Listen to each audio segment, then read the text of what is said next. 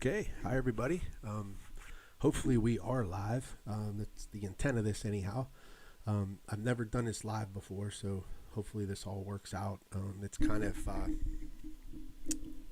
weird. I usually can edit everything, so if I say something wrong or say too many I can cut that out. But obviously we're live, so I'm not able to do that today. The one thing that I do want to say is that the reason why I'm doing this live is because of the Mevo drawing that we're going to have, and I just wanted to do it live just to make it, make it more transparent and just be sure that we're not doing any funny business. So what we're going to do is I'm going to dive into that just to explain what it is and everything. So this is the Mevo drawing.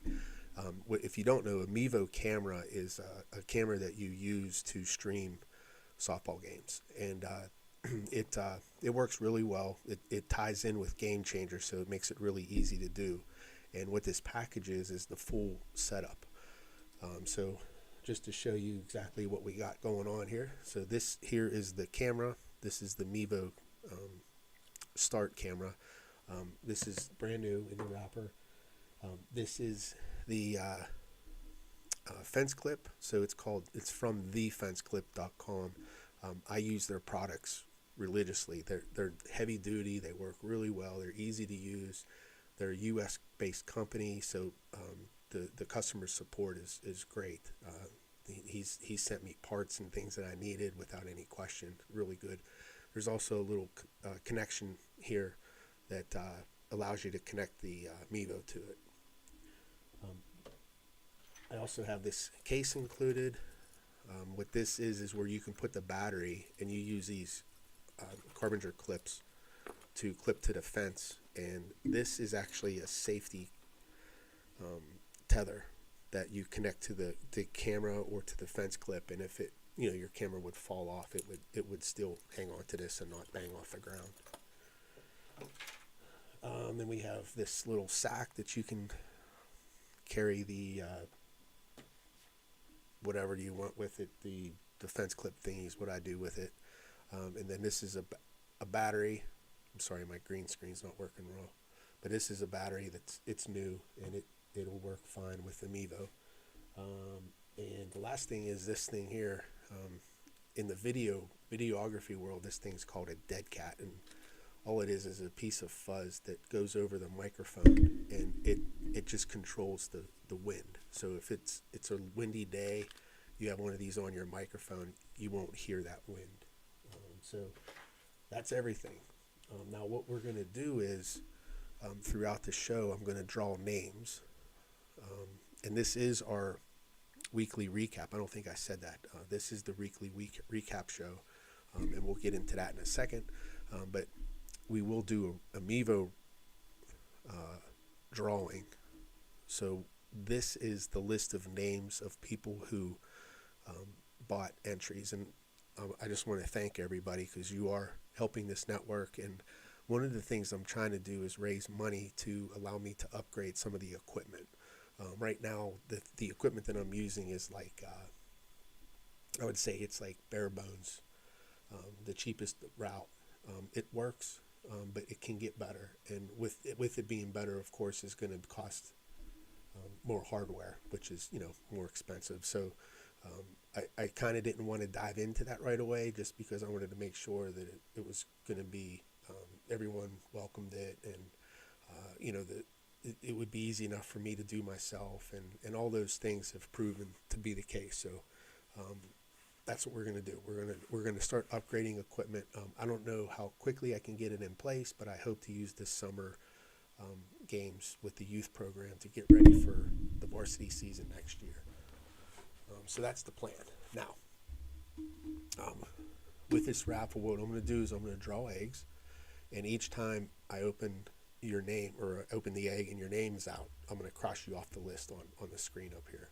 And then the last person that hasn't been picked will be the winner of the prize. Now, before we get started, I want to just mention our next fundraiser. In this thing, if you are familiar with March Madness, which is the basketball bracket, this is very similar to that. So this will be a bracket challenge only this is going to be for the Women's College World Series. So what we have, I think there's 64 teams, and you just pick your bracket, who you think's going to win, throughout the entire series, and then who's the champion, and there'll probably be a tiebreaker question. And if you have the most points, you win the poll. So what it's going to be is $5 an entry. $3 is going to go to the winning pot. $2 is going to go to the fundraiser, which is going to support the network and hopefully purchase more equipment. And like I said, it's just like March Madness, only for college softball. So it should be a lot of fun. I'm excited about it, and I hope we get a lot of people to join it and help this network, and maybe take the College World Series to another level as far as having fun with it. So let's get started by picking our first names out of this drawing. So here's the eggs, and all I'm going to do is just pick an egg out of it,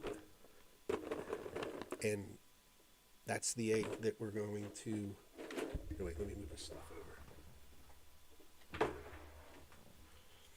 Okay, so this egg here I just pulled out. This is the first one who has been eliminated, and it is Jeremy Gallish. I don't know if you can see that or not. I did write these too little, didn't I? There it is. Jeremy Gallish. Okay, I gotta get real close to the screen. Alright, so let me throw that on the floor out of the way. So then let me go up to here. Here's his name. And I have a... Uh-oh, what do I do with it? Did I cross it out? Yeah, okay, that'll work. All right, so that's what I'm going to do. So I'm going to take 5 eggs. So here we go. Second egg. This name is George Garcia.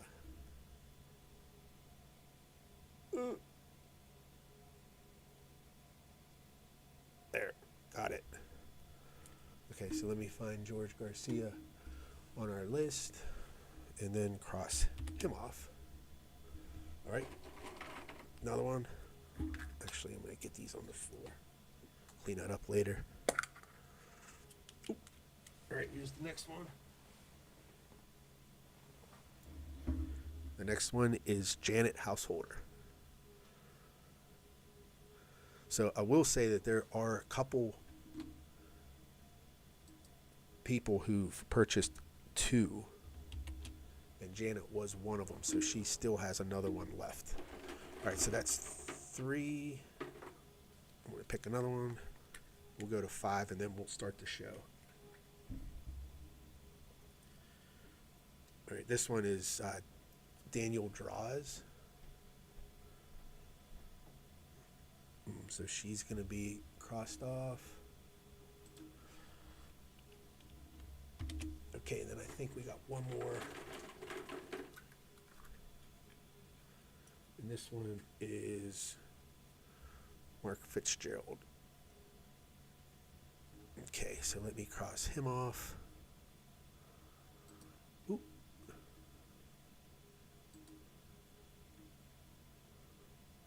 Okay. All right, so that's 5, and then we'll go through the first segment of the show, and then we'll jump into the and do another set of 5. So the first thing is our weekly recap. The first thing we do is the Game Changer top performers, and what I do is I watch Game Changer. I actually do watch some of the games, but that are live streamed anyway. But I do go through and see who performed the best based off of the stats. Now I'm not able to go to every game, so I do want to keep an eye on girls and just to make sure I know who to watch and who to pay attention to and give props who deserve it. So here is our Week 6 top performers, and I'll just go silent here for a sec while you guys look that over.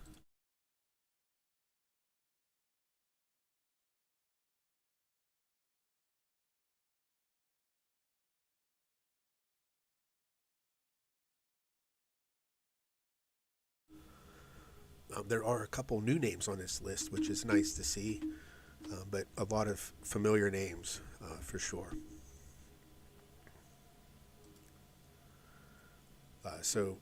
Again, Southside. I don't have your Southside Game Changer name, and I know you're on Game Changer. I just don't know where you're at. So, if anyone's out there watching, hook me up with Southside. I do know that they have. They're in the playoff mix, so they must have some good ball players. And I know they graduated a lot. So if there is anyone out there who knows Southside and can hook me up with their Game Changer name, would be great. I search on Southside and I can't find them, so I don't know where they're at. But if you can hook me up, that would be awesome. So the next thing I want to talk about, I'm going to bring this up real quick. So just so everyone understands what this is. So Amazon, so I'm affiliated with Amazon, and what that means is I'm more or less I'm a marketer of Amazon. So then this is the network. So what I need everyone to do is, if you are a shopper on Amazon, use the links that I send out through Facebook and on the website. And what this does is, if you use those links, it doesn't increase the cost to the consumer. The cost is the same no matter what. But if you use those links, I actually get some commission back. And here's just a snapshot of what we have. So this is a snapshot from January 1st to April 28th. And you can see that we've raised or earned $35.60, which is, it's not a lot of money, but it definitely helps as far as paying for the cellular bill monthly, and also the website, the domain name, whatever we have. So like I said, all you need to do is click on that link and go ahead and shop Amazon, and if you purchase anything, we'll get some kickback. And like I said, it's not a lot of money, but it is something, and if enough people do it, it'll add up. Okay, so I just wanted to, and obviously there are people that are doing it, so thank you, I appreciate that. And if you can keep on doing it, that would be great. So the next thing, let's dive back in and let's grab a couple more eggs. So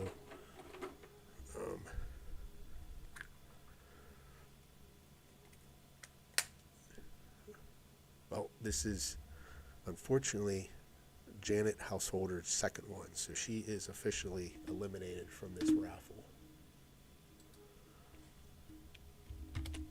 Okay, let me grab another. Now, this is an old buddy of mine.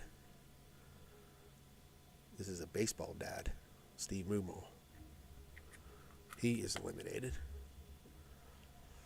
Oop, let me cross him off.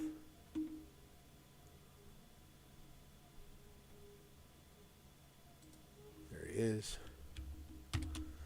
All right. Next is, this is Nadine Skurlak. She's one of my daughter's teammates' mom. She has 2 entries, so that is one that is eliminated. All right, let's pick one more. All right, and this one, this is Ernest Jones, and he is also someone who has 2 entries, so he is still alive. Okay, so let's get back into it. Now, the next segment of our weekly recap is teams to watch. And all I do is talk about the teams in our area that are, I feel, and this is my opinion, who I feel are the better teams in the area. The number one, who's been number one for most of the season, I think. In fact, I think all of the season, is Riverside. They're in a tough section. They have to bang heads with Laurel and Neshannock, which is no one's dream by any stretch. But they did defeat Shenango, and Shenango is that 4th team that's fighting for a playoff spot. So, they're able to stay ahead of them, but they did lose to Laurel. And Laurel has a pitcher. Actually, one of her pitchers is committed to Youngstown. Will be teammates with my daughter here in a couple years. But they're really good. The pitchers, there's that section has some really, really good pitchers, and it's a tough one to go into. So Riverside is hanging in the number 3 spot, I believe, and we'll get into the playoffs in our last segment. I have all the standings, and we'll look over them and just review where we're at. But Riverside is definitely doing well this year, and it's all a matter of what seed they get when they go into the championship bracket. Now Central Valley moved up to number 2 and jumped ahead of Hopewell just because Central Valley did defeat Hopewell this week, which is our game, a game that we stream. So I have highlights of that, and it was another fun one for sure. But CV also beat Quaker Valley. They played a doubleheader with them and beat them. So they got 3 wins this week. Now Central Valley's in a good position because if they can win the game against Elwood City, they'll be the sole winners of first place in that section. If they lose to Elwood City, they'll actually be a 4-way tie for first place. And I really don't know if it's just they share the section title, the 4 of them, or if there's some kind of tiebreaker. But those 4 teams, it's Hopewell, Central Valley, Mohawk, and Elwood City, they all split with each other, depending on what happens with this Elwood team. So if Central Valley can defeat Elwood, then Central Valley will be the only. They'll have 2 losses in the section, so they'll be number 1. If they lose to Elwood, then there's going to be a 4-way tie, and who knows how they're going to break that up in the playoffs or whatever they do with seeding. So we'll see how Central Valley can handle that, and it'll be fun to see. Now, Hopewell dropped just because they had a rough week. They lost, like I said, they lost to Central Valley in the bottom of the 7th, and they also lost to the red hot Mohawk team. And Mohawk right now is playing really well. They're actually ranked in the WPIAL. They're number 5 in the section 3A. So even the WPIAL is seeing them. I think it's the Trib that does it, but they're getting noticed, and they're a team right now that's really hot. Unfortunately for them, they waited too long to get hot and dropped a game or 2 that they probably could have won if they played this way earlier in the season. But it is what it is. That's why it's a long season, and you got to stick it out. But they are the hot team right now. Southside Beavers hanging in there. I think they're in 3rd place. They should make the playoffs, I believe. But they're hanging in there with the 6-2 section record, 6-3 overall, which is a really good record. And then Beaver snuck back in here, and the reason why is Beaver's fighting for a playoff spot with Blackhawk. So Beaver has put together some wins. They actually beat Blackhawk, so they are in that 4th spot in the playoffs. So we'll see if they can hold on to that for the end of the season. And of course, Western Beaver has dropped several games in a row, so we took them out of the top 5 for now. Okay, so that's it. That's the top teams, and I want to get back into picking some more names, so let's go. All right. Okay, so this is Jason Modrak.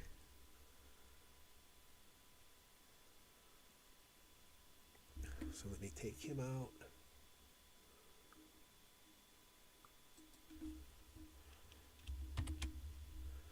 All right. Another one. This one is Melissa Cochran. Let's see that. There you go. I should have printed those a little bit bigger. Okay.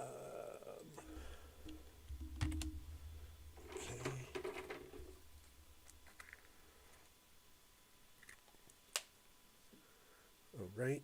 And this one is Jason Hughes. CD guy. Sorry about that. There he is. Now, I lost count. I'll do one more. This is our Valley Rage friend, Anthony Ross. Eliminated.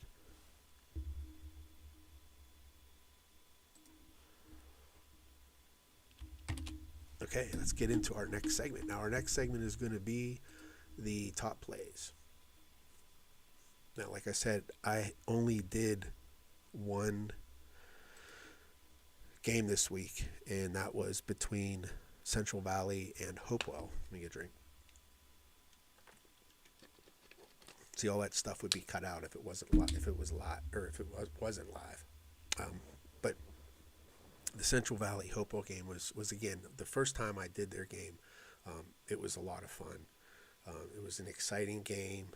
Both teams played hard, very evenly matched, and it went down to the bottom of the seventh at Hopewell, and Hopewell ended up winning it in the walk-off style. And this game, it was up in Central Valley. And the same thing happened. I mean, literally, they were deadlocked the entire game, back and forth, tied up, and then it took to the bottom of the seventh in a walk-off fashion to win it. But let's dive into these. Now, how I'm going to do this is, I hope this works. I never did this yet, so I'm going to try it and see what happens. Hopefully, it works okay. But the first is let me see. The first couple innings. Let me see how I can do this.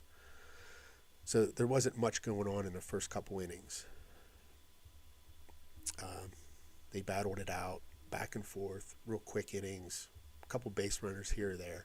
But it wasn't until the third when Hopewell drew first blood. And this was Ava Compton.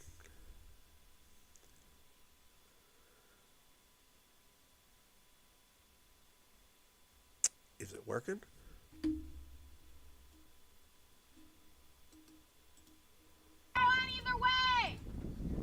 There it goes. So she rips a single into right center to get things started for them. And then the next batter is Jordy Glumack.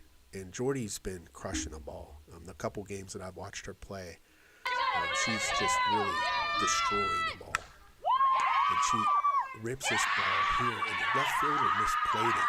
But there were parents standing behind her. And they had told me that was like a knuckleball. It was floating in the air. So when she hit that ball, she hit it on the button so hard that thing was just floating like this through the air. And I'm sure that left fielder had no idea what needed to be done there. So, but that scored the first run. So let's see here. That was the top of the third, and Hopewell scored first blood, so it's 1-0 Hopewell. Now we're going into the bottom of the third, and we have that pesky slapper up, Macy. Where's she at? So she's up here. She's she bunts it. And she would have beat the throw out, I believe. I don't know if the umpire was on the but they got past it. First base got past it. Macy's going from that's the thing with slappers is that they put so much pressure on a defense with their speed, and the defensive team just knows they got to get that ball quick to first, and they rush and they throw it away, or whatever happens, and then with their speed, who knows what's going to happen. So those slappers are a lot of fun to watch. Now Macy's on third because of the air, and Maddie's up, and she's on fire right now. I don't know if you can hear me because I have the volume up. But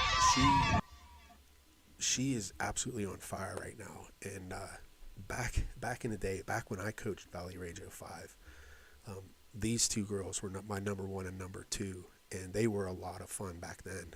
And I wonder if Maddie's just not comfortable right now because she's so used. She played with batting behind Macy for several years, so I just wonder if part of that is her just not feeling comfortable there. But that was an RBI single, and that did tie the game at 1. Now, we're not done yet. So this next thing, this was a hit to short, and she actually threw it away. And this actually could have been not good for either team. So if you see here, wait, let me do something here.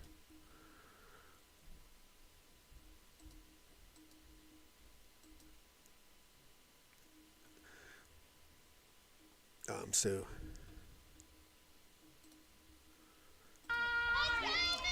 third, the runner on second at the hit, she's going to third, and as soon as that ball's turned high, it's almost as if her and the coach just felt like the play was over, and they didn't really think nothing of it. She could have scored on there if she was a little bit more aggressive, and if the coach was a little bit more aggressive. So that could have been a big play there. However, the next at bat is with Peyton McCarroll. And she hits a ball to the left fielder who did misplay it. And of course, with her getting knotted up like that, it gets past her, and of course the run scores. So some may have booked that as an error. I put it in as an RBI single. But that does give Central Valley the lead with, what is it now? 2-1. Okay, so now let's go into the fourth inning, and now Hopewell's batting. And after a strikeout, we had 2 base runners on singles, and then there is this play. Hold on a second.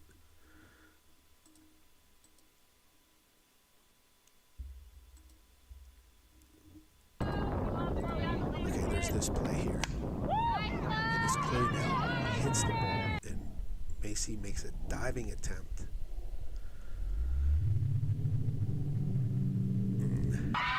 She didn't get to it, and the run did score, so that does score 1 run. So they tie the game up at 2 with that hit.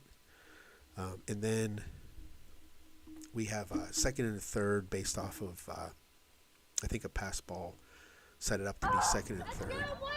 And the next thing was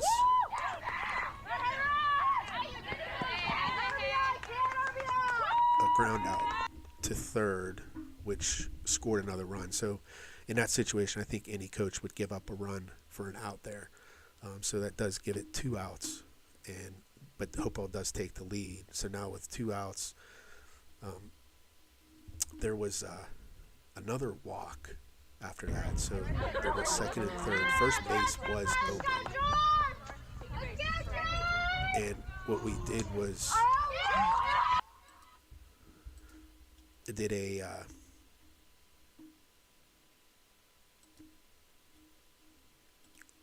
intentional walk.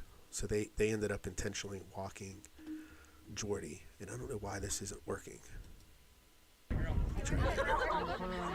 Yeah, so they decided to intentionally walk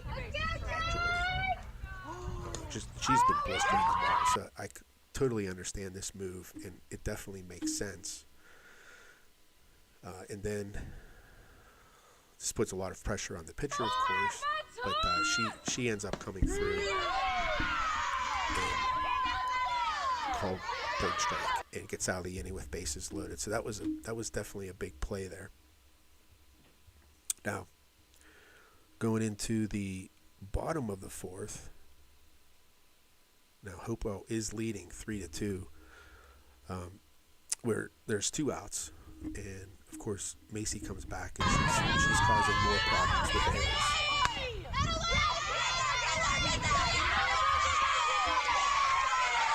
So that, again, when a ball's hit to anywhere in the infield, they know Macy's up. They have to try their best to, make it a play on it. And of course, errors happen. So she forces an error there. Then she does a stolen base.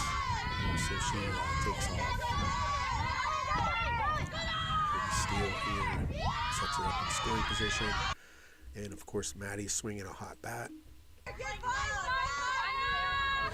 she takes this one through the 5-6 hole, and it looks like Macy was going regardless, but it did kick past the outfielder, and that allowed Maddie to run to second base.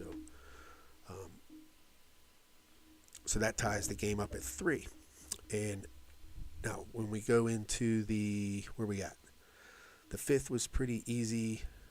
1, 2, 3 outs. Then we go into the 6th. Now the 6th was interesting. So Hopewell, this is the top of the 6th inning, and Hopewell opened up with 2 singles. So there's runners on first and second with nobody out, and the coach has a bunt on. And this probably made coach really sick to her stomach. Player popped it up. And that would make any coach crazy, but you got to put those balls on the ground. So we have first and second with 1 out with that bunt. And then this is actually a funny play.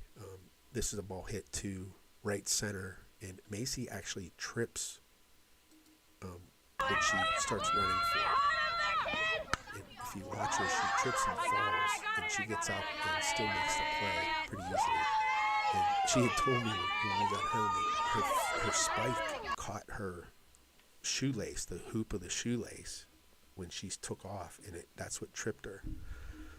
So she was very fortunate enough to get back on her feet as quickly as she did and make that out. But, she's that shows what kind of athlete she is. Some people that would happen to, they would never be able to get back up.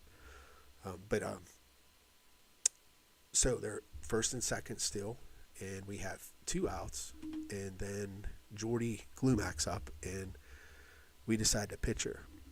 And Abby's been pitching really well, so I can understand why this happens. But yeah, watch it. Looks like a drop curve to me, and strike 3. So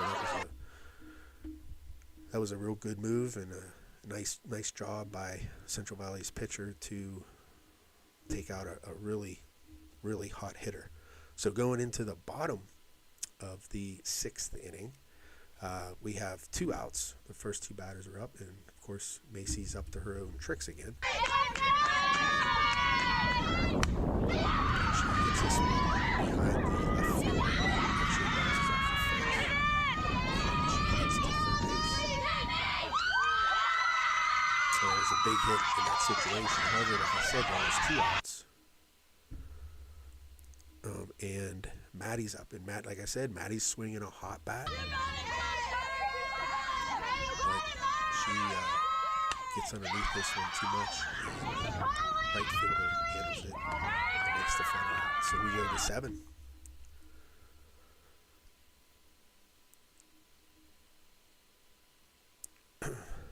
So Hopewell does get a base runner in the 7th, but there are 2 outs, and Central Valley actually put in Bella Skurlak into right field, and she makes this play here pretty easily. So that'll get him out of the 7th inning. And then our first batter is Emma Weaver. She leads off this inning with a double. Here's a real nice hit. Down drive to the fence. She gets to second pretty easily. And a pass ball, she gets to third.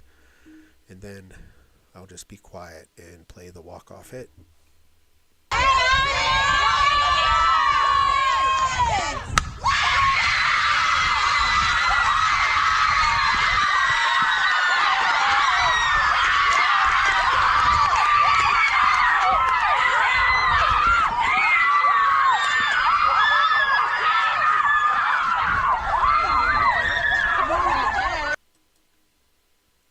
Yeah, it's always funny seeing those walk-offs, how excited everyone gets. But, that was, like I said, that was an intense game, and it was a big game because the winner of that team gets put in a driver's seat as far as the section goes. So, it's a big opportunity for Central Valley to finish up and win that section.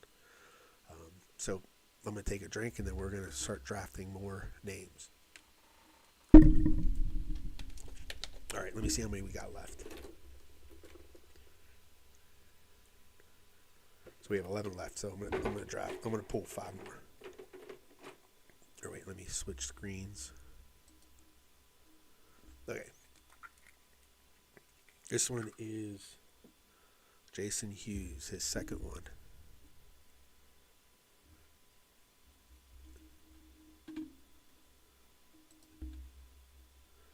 I'm sure he's not happy. Sorry about that.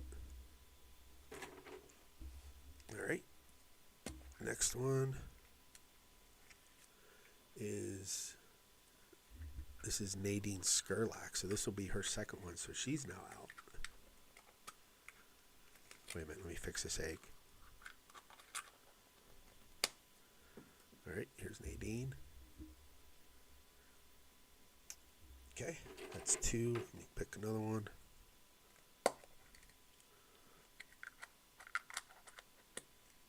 All right, this one is Dave Parrish.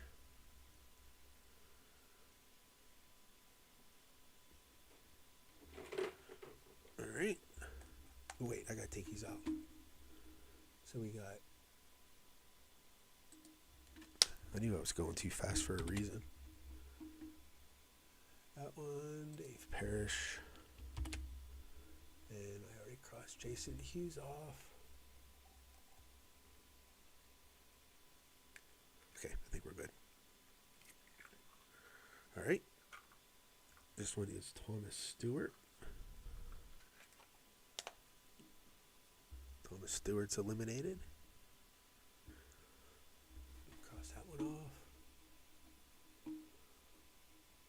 Where is it at? There he is. Okay, I'll take one more.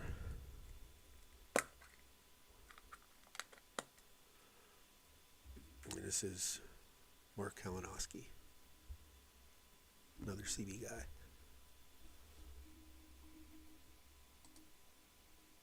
Sorry about that. Okay, let's see. I'm going to take one more.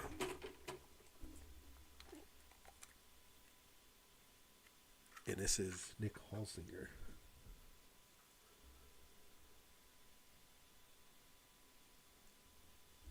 So he's out.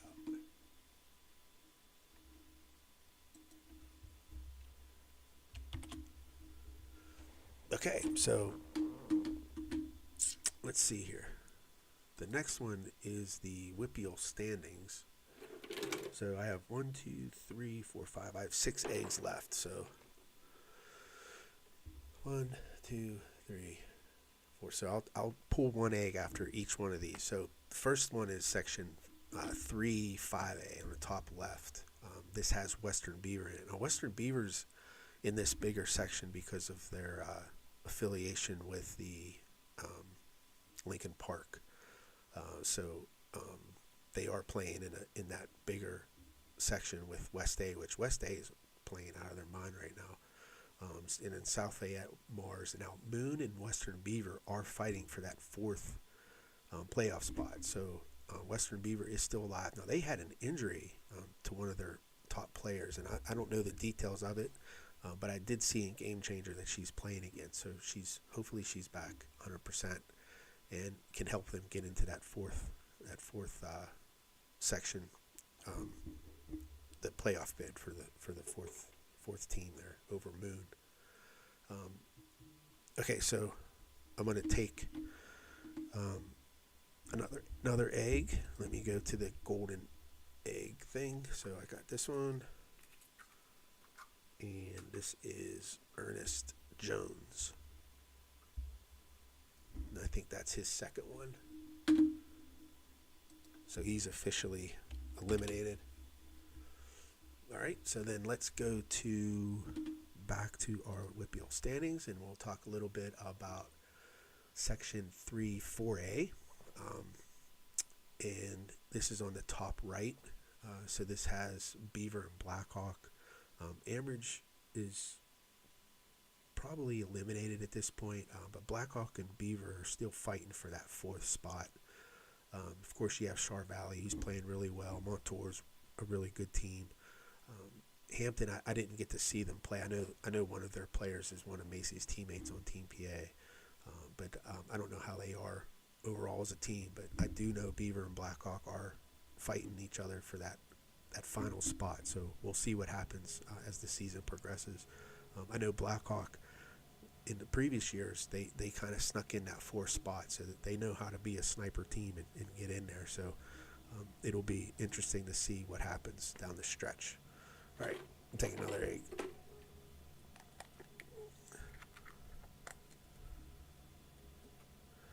All right, this one is Amy Haggard. right, so let me cross her name off.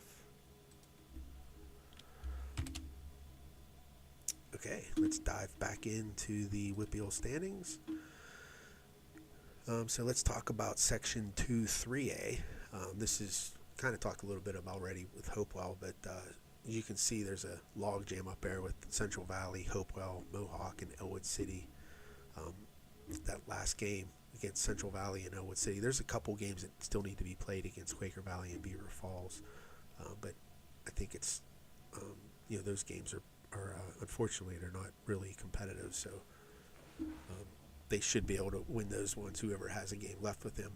But those four teams on top, like I said, everyone split their series with each other. So the last game is Central Valley and Elwood City. So we get to see, who wins that. So again, if Central Valley wins it, they are the number one team. If they lose it, then all four teams share the title, and I have no idea how the WPIAL is going to seed them. So it'll be definitely interesting to see. I would imagine that Mohawk would get that number one seed if CV can't defeat Elwood. I don't know how the rest of them would play out, but that one game there, that's tough. CV and Elwood, man, that's a big game right there. Could be the biggest game that Hopewell's had in years.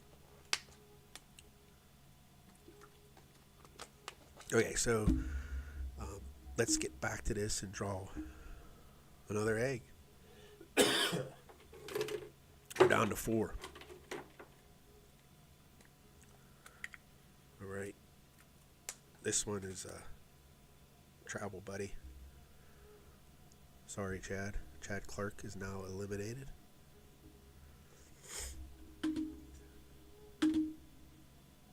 His daughter is the one who plays on Hampton. Okay. All right, so let's jump back into the WPIAL standings, and we're moving over to Section 1, Class 2A, and this is the section with a lot of good pitching in it. So of course Neshannock is favored to win the state. I mean, they have such a great team. Laurel has several good pitchers. I know one of them's going to YSU. But they have several good pitchers, and then of course Riverside has Sam, one of our 10 to watch players, and I don't know about Shenango, but they're hanging in there in that 4th spot. So Riverside is actually battling it out with Laurel to try to claim that 2nd seed. I don't know how that's going to play out, but we'll definitely see. I don't even know. I'm not even going to guess because I didn't look, but that's the final standings right here as far as what we got. So I know Riverside is, how many games were 1, 2, 3, 4, 5, 6, 7. So I think Laurel still has to play Neshannock. So I don't know. It's going to be interesting. I think Riverside has to play Neshannock too. So who knows? But this is real tight, and of course that number 2 spot's going to fight for it. And of course Shenango is there lurking too, so it'll be interesting. Let me get back to the live cam, and actually we're going to do the gold egg setup, and I'm going to pull another egg. All right, so here is the next egg. Is going to be Stephanie Hall. Ooh, there it is. So she's now eliminated. So let me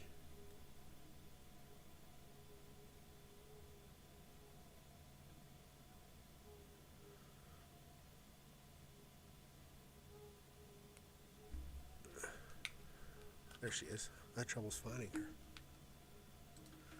Okay. All right, so we are down to Lauren Ianessa and Mark Kalinowski. It?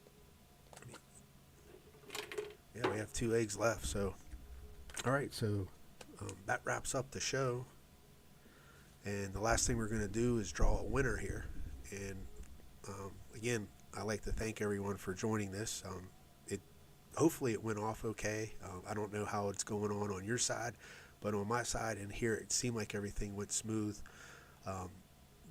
And I don't know if I'll do more live shows. Definitely if I have raffles, I will. But I don't know. We'll see. Maybe I will get into the live business and see how that plays out. But I'm going to draw the winner here. Actually, this is the loser, I guess. This is the first place loser. So whichever egg I grab, there's 2 of them left. Oh, can you see that? The green screen's not messing with me. But there are 2 eggs in there. There they are. And I'm going to pick one of them. And the one that's in the bucket is going to be the winner. So this is the loser. And the loser is Mark Kalinowski. So our winner is Lauren Ionessa.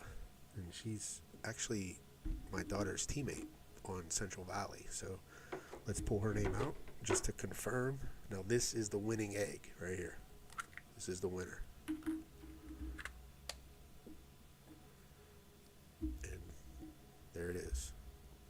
So congratulations, Lauren. I will get you your setup next time I see you. And again, thanks everyone for joining, and we will catch you next time.